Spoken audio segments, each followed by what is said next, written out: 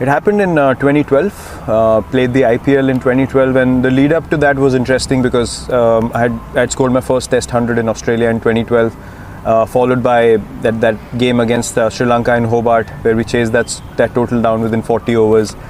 That came out of nowhere, honestly. I did not believe that I could do something like that at the international stage.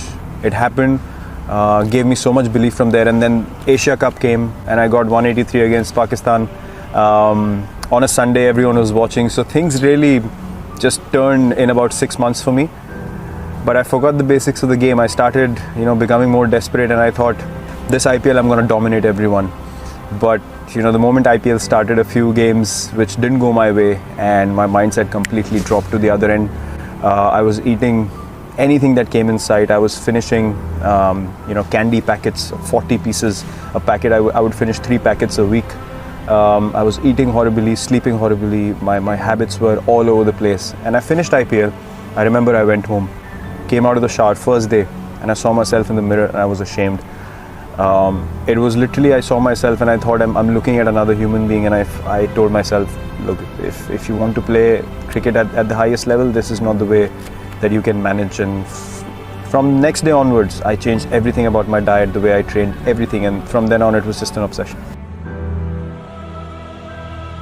Look, when I step onto the field, I have to believe that I'm the best, because my mindset, as I said, was very clear from the first time I started playing this game. I'm not going to allow anyone to think that I'm just a pushover. So my mindset was, I'm going to go to Australia, and how am I going to score runs against these guys? I wasn't going out there to survive. And from the time I got back home till the Australia tour, I promise you, I was visualizing every day when I was working out in the gym that I'm hitting Mitchell Johnson, I'm hitting these guys all over the park. And those things came to life eventually because I convinced myself to an extent. When I went there, I was absolutely fearless and things just started flowing. To be honest, before that Australia tour, I was treating every foreign tour like, more like an engineering exam that I have to pass somehow, and I have to show people that I can play at this level.